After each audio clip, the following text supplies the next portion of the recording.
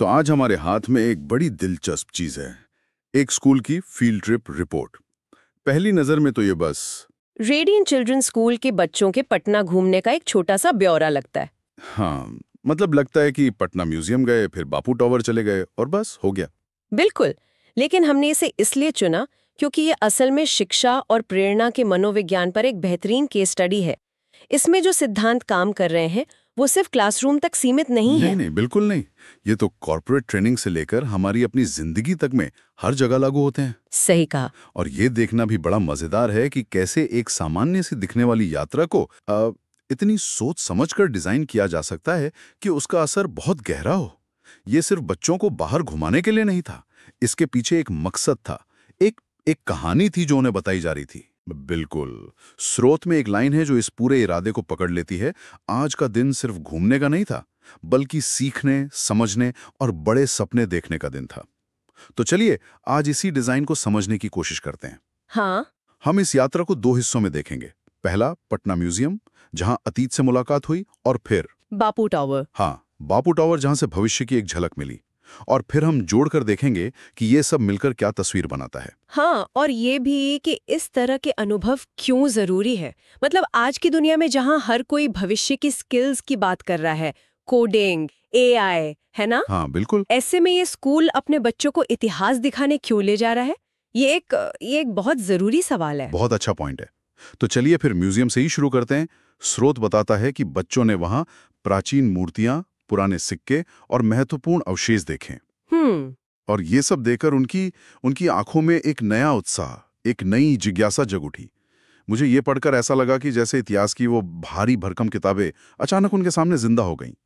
और यही तो जादू है। यही वो चीज है जो क्लासरूम में दोहराना बहुत मुश्किल है। देखिए, स्कूल में इतिहास अक्सर क्या होता है? तारीखें, लड़ाइयाँ, राजाओं के नाम, बस एक लिस्ट बनकर रह जाता है। हाँ, बहुत एब्स्ट्रैक्ट सा लगता है, बिल्कुल। बहुत अमूर्त होता है।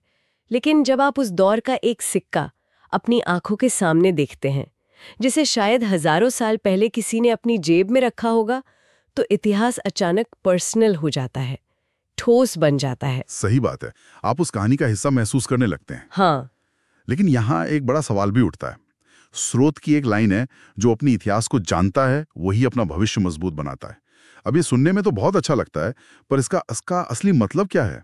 क्या ये सिर्फ अपनी संस्कृति पर गर्व करने की बात है, या इसका कोई और गहरा मनोवैज्ञानिक असर होता है? नहीं, ये गर्व से कहीं आगे की बात है। इसे ऐसे समझिए, जैसे किसी पेड़ की जड़ें होती हैं। अच्छा। जड़ें जितनी गहरी होती हैं, पेड़ उतना ही ऊंचा और मजबूत होता है ना?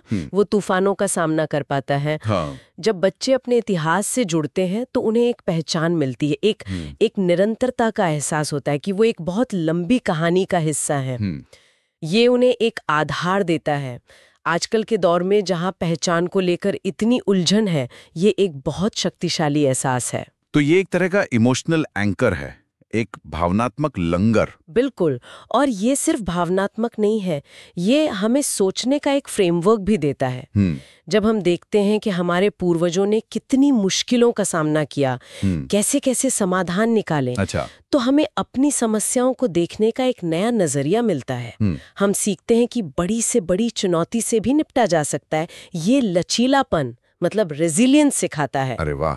तो ये भविष्य मजबूत बनाने वाली बात सिर्फ एक नारा नहीं है, ये एक मनोवैज्ञानिक प्रक्रिया है जो आत्मविश्वास और स्थिरता पैदा करती है। ये बहुत दिलचस्प है।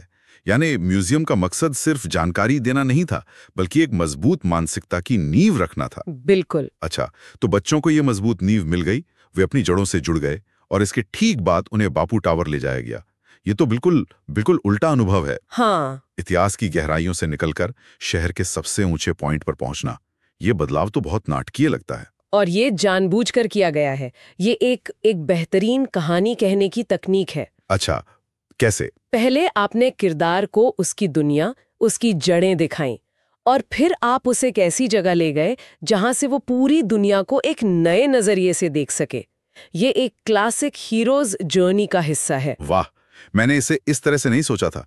तो बापू टावर से, जैसा कि स्रोत कहता है, बच्चों ने पटना शहर का अद्भुत दृश्य देखा। लेकिन ये सिर्फ एक सुंदर नजारे से बढ़कर था। स्रोत में एक लाइन है जो इसके गहरे मतलब को उजागर करती है। ऊंचाई पर खड़े होकर बच्चों ने महसूस किया कि जिंदगी में भी ऊंचाई उन्हीं को मिलती है जो मेहनत और विश्वास से आगे बढ़ते हैं। मुझे लगता है कि यह इस पूरे अनुभव का दिल है। लेकिन क्या ये रूपक, ये मेटाफर आज के बच्चों के लिए थोड़ा ज्यादा सरल नहीं है? ऊंचा चढ़ो, ऊंचा सोचो, क्या ये हमेशा काम करता है? आपका सवाल बहुत वाजिब है। किसी बड़े बच्चे या किसी वयस्क के लिए ये शायद थोड़ा क्लीशे या सरल लग सकता है। हाँ, लेकिन हमें याद रखना होगा कि ये स्कूल के बच्चे हैं। इस उम्र में ठोस अनुभव बहुत मायने रखते हैं। जब वे शारीरिक रूप से एक ऊंचाई पर पहुंचते हैं, जिसके लिए शायद कुछ सीढ़ियां चढ़नी पड़ी हों, थोड़ी मेहनत लगी हो, तो उन्हें उपलब्धि का एक सीधा शारीरिक एहसास होता है। मतलब एक जीती जागती भावना। ठीक यही बात।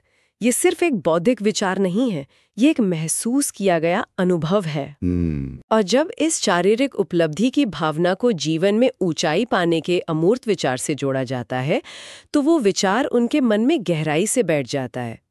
यह उनके लिए सिर्फ एक कहावत नहीं रहती, ये एक सच्चाई बन जाती है जिसे उन्होंने खुद महसूस किया है। अच्छा, यह उन्हें ये विश्वास दिलाता है कि मेहनत का फल मिलता है, कि वे बड़े लक्ष्य हासिल कर सकते हैं। यह उनके मनोविज्ञान में एजेंसी का भाव पैदा करता है। मतलब यह विश्वास कि वे अपनी जिंदगी को नियंत्रित कर सकते हैं। ये भी दिलचस्प है कि उन्हें सिर्फ कोई भी ऊंची इमारत पर नहीं ले जाया गया, बल्कि बापू टावर पर ले जाया गया। क्या उस जगह के नाम का भी कोई प्रतीकात्मक महत्व है? निश्चित रूप से। बापू यानी महात्मा गांधी खुद एक बहुत बड़े प्रतीक है। सही बात है। एक साधारण इंसान जिसने अपनी मेहनत, विश्वास और सिद्धांतों के दम पर दुनिया के सबसे बड़े साम्राज्यों में से एक को चुनौती दी। तो जब बच्चे बापू टावर पर खड़े होकर ऊंचाई के बारे में सोचते हैं, तो ये सिर्फ भौतिक या करियर की ऊंचाई नहीं रह जाती। ये नैतिक ऊंचाई, सिद्धांतों पर चलने की ताकत का भी प्रतीक बन जाती है। वाह। तो स्कूल ने बहुत चतुराई से महत्वाकांक्षा को मूल्यों यानी वैल्यूज के साथ जोड़ दिया है। ये सिर्फ सफल होने के बारे में नहीं है, ये सही तरीके से सफल होने के बारे में है। ये तो एक और परत जोड़ देता है। तो अगर हम इन दोनों अनुभवों को एक साथ रखें, म्यूजियम और टावर, तो एक पूरी तस्वीर उभरती है। हाँ।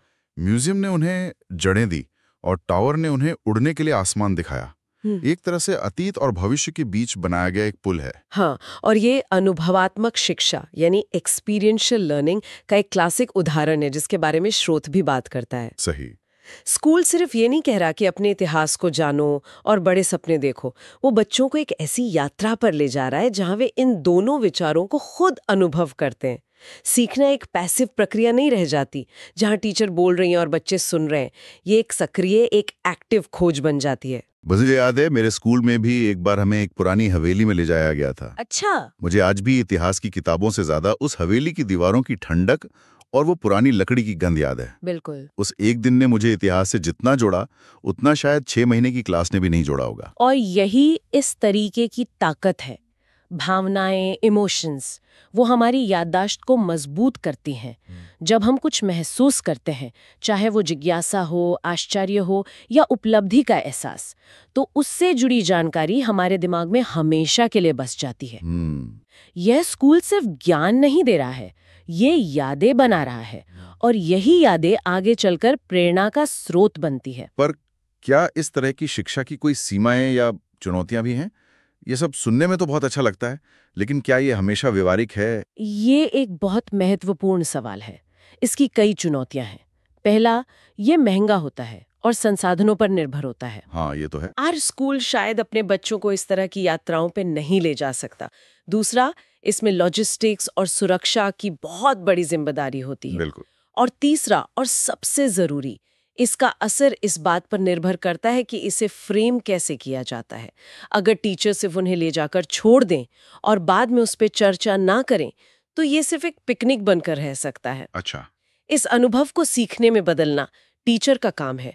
सही सवाल पूछना, बच्चों को सोचने के लिए प्रोत्साहित करना, जैसा कि इस स्रोत में किया गया है, जहां ऊंचाई को महत्वाकांक्षा से जोड़ा गया। तो ये सिर्फ अनुभव नहीं है, बल्कि अनुभव का अर्थ निकालना भी उतना ही जरूरी है। उससे भी ज्यादा जरूरी है। अनुभव तो कच्चा माल है। असली सीखना तब होता है जब हम उस पर विचार करते हैं, उसे अपने जीवन से जोड़ते हैं। स्रोत के अंत में एक बहुत ही खूबसूरत लाइन है, याद रखिए, सीखने का सफर कभी खत्म नहीं होता। और आज की यह यात्रा उसी सफर का एक सुंदर पड़ाव थी। हम्म। ये पंक्तियां शिक्षा को एक मंजिल के बजाय एक जीवन भर चलने वाली यात्रा के रूप में देखती हैं। और ये आज की दुनिया में सबसे जरूरी मानसिकता है। पहले के समय में क्या था, आप स्कूल कॉलेज जाते थे, एक डिग्री लेते थे और मान लिया जाता था कि आपकी पढ़ाई पूरी हो गई। हाँ, बस हो गया। लेकिन आज तकनीक और दुनिया इतनी तेजी से बदल रही है कि अगर आपने सीखना बंद कर दिया तो आप बहुत पीछे रह जाएंगे। सफलता अब इस बात पर निर्भर नहीं करती कि आप कितना जानते हैं, बल्कि इस बात पर कि आप कितनी तेजी से नई चीजें सीख सकते हैं। तो ये स्कूल बच्चों को सिर्फ विषय नहीं पढ़ा रहा, बल्कि उन्हें सीखना सिखा रहा है। हाँ, उन्हें जीवन भर का लर्नर बना रहा है। बिल्कुल, वो उनमें जिज्ञासा और खोज की भावना जगा रहा है। ये यात्रा उन्हें बता रही है कि क्लासरूम के बाहर की दुनिया भी सीखने का एक बहुत बड़ा स्रोत है। हर जगह, हर अनुभव में एक सबक छिपा है, बस उसे देखने वाली नजर चाहिए। ये मानसिकता उन्हें स्कूल खत्म होने के बाद पूरी जिंदगी मदद करेगी। ठीक है, तो इस पूरी चर्चा को समेटते हैं। अगर हमें इस स्कूल रिपोर्ट से कुछ मुख्य बातें निकालनी हो तो वो क्या होंगी? मेरे हिसाब से पहली बात तो ये है कि इतिहास हमें सिर्फ अतीत के बारे में नहीं बताता, बल्कि भविष्य के लिए एक मनोवैज्ञानिक आधार तैयार करता है। ये हमें जड़ें और स्थिरता देता है। सही।